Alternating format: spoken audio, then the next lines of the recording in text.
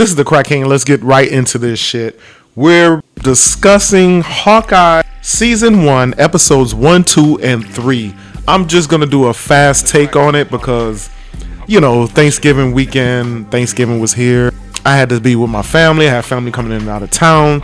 So I'm going to just ramjet this shit really fast. So we get into Hawkeye Episode 1. It starts in 2012. The main character, we're setting up the main character, Junior Hawkeye, Hawkeye Girl, whatever her name is in the comics. And it starts in 2012 with the Battle of New York, the Avengers, and one of Thanos' armies, Loki's commanding. And it shows the main character, the lady Hawkeye, and she's a child. She's listening to her parents argue about something we don't know. And then all of a sudden, all motherfucking hell breaks out. In the aftermath, she loses her father, but she's ultimately saved by Hawkeye. And she sees him, he saves her life, but I'm sure he's seen what was going on and they were coming for her, so he saved her. And then went on about his business about saving New York. Then we fast forward to her father's funeral. She's processing it, and the only way she can process it is she wants to become Hawkeye. And then we go into this beautiful montage of her training. It's not even like a real montage like in the 80s where you see, you know, you hear that music and they're running and they're fighting. It's almost like an animated montage of her training to be a swordsman, fencing, archery, kung fu, gymnastics. And then we fast forward to present day and we see her at school, really bored, using her skills to do all kinds of shit that fucking young people do because they don't know any better and they don't have impulse control. I've been there. Everybody's been there. She comes home from school. Her mother, we see, you know, they look really wealthy. Her mother's dating a guy, really, in the comics, his name was Sword Master. All of a sudden, that's where the intrigue starts. He's really suspicious. He's doing suspicious shit. She didn't know they would get married. One of his relatives is really suspicious and saying inappropriate things about her mother. And then we go to Hawkeye with his children. He's at a Broadway play about the Avengers, and it's quite hilarious. And he has a hearing aid, which I thought was kind of weird at first. And then we see why he has the hearing aid later in the episode because of all the fucking explosions and the beating that he gets from all of the Avengers movies. The real story starts because all of a sudden the title character, Lady Hawkeye, that's what I call her now. We'll get to her name, but again, I'll have it right there. She's at a party with her mom. She finds out they're engaged. The swords matter. And there's like this fucking underground like auction that she walks upon, and she's sitting there watching because she's suspicious of the swords master dating her mother, and they start auctioning off Ronin's sword and costume. And if you a Marvel fan, you know Ronin is Hawkeye's alter ego. When the blip happened, he became Ronin, and he went on an all-out war on the underground crime syndicate, meaning he was putting them to death, killing them. During this auction, all hell breaks loose. She puts on the Ronin suit to protect her identity, to try to protect her family, and really mostly to protect herself. And what I thought was really good was she does have kung fu skills, but it was more like Buffy the Vampire Slayer. If you know Buffy, when she fights, think on her feet, or damn, not embellish. This is the Crack King podcast. A breath of fresh air. I need to get a fucking dictionary. If you watch Buffy the Vampire Slayer, you see her fighting skills. They don't always go according to plan. She might throw a flying kick and it don't work out, but she kicks something and it falls on that person. So I thought that was really dope. She's actually one of the greatest archers like she claimed to be. It's a dog that I don't know where the dog comes from. I don't know what was going on with that. That was something kind of weird to me. I don't know why they had a dog. Barton, Hawkeye, with his family. He's having trouble. He's having a little shell shock because of Black Widow.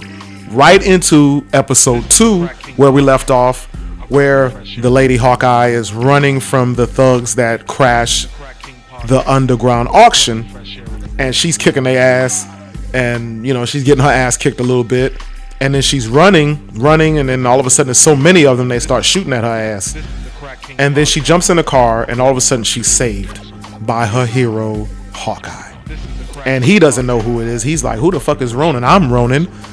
He jumps on her, and then he looks and he's like, oh shit, it's a kid. And she's in love with him because that's why she became who she was, because of Hawkeye. And then, we get a little bit of banter. She asks these questions. It's really fun. There was not much diversity in this episode, in these 3 episodes so far, which Disney was doing quite a good job at that. But this one was kind of whitewashed. But I was okay because of the action and the storyline.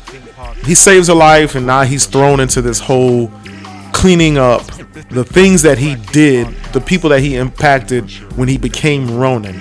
Then we get into about the title character, the Lady Hawkeye's mom's boyfriend, and what secrets he's keeping, because the Swordsmaster involved in some kind of underworld shit, because now people are coming up dead. She's challenging him. They challenge each other to a little friendly dueling contest, and he's not giving up his secrets to him just yet.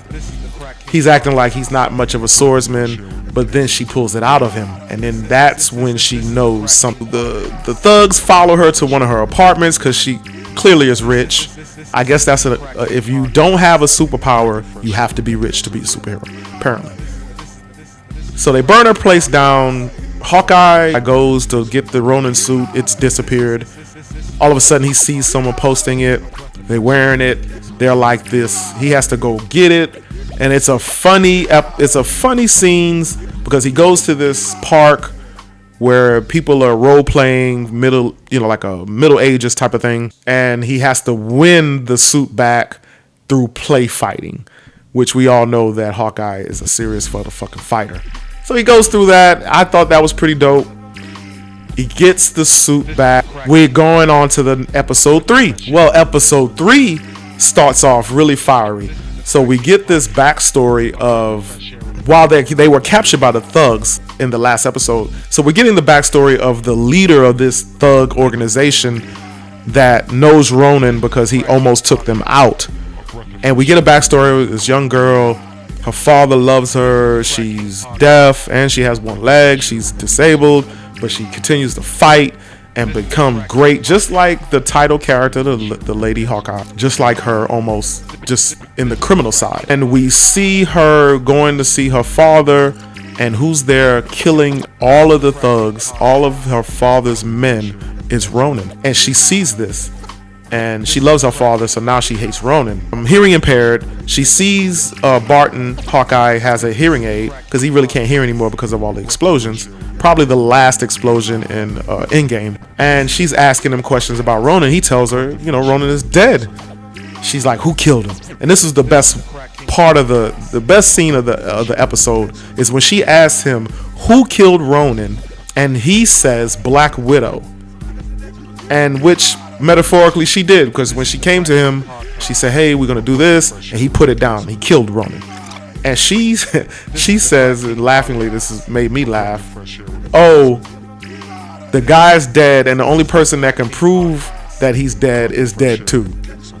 And he escapes Hawkeye like Hawkeye always does, because he's fucking dope and he doesn't need superpowers to do what he do. Massive fight breaks out. They're pulling out trick arrows, trick shots. They get in the car. They big high speed chase. They're chasing him. He's pulling out all of the trick arrows. He's telling her, use that arrow. No, not that one. That was too dangerous. It was fucking hilarious and action packed. And then the OMG moment is when he tells her to shoot an arrow. He pulls a trick arrow out and it says PIM on it. And we all know that PIM is the PIM particle. He hits the arrow, it enlarges, destroys the shit.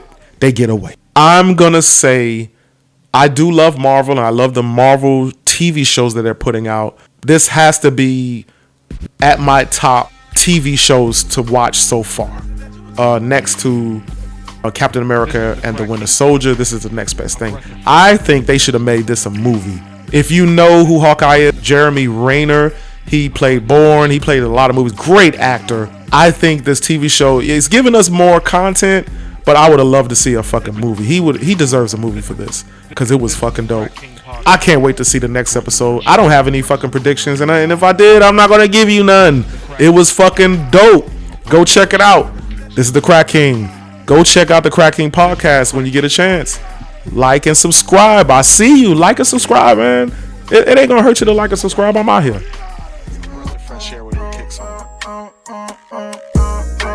The Crack King podcast. A breath of fresh air with new kicks on.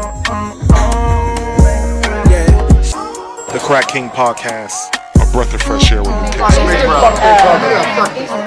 The Crack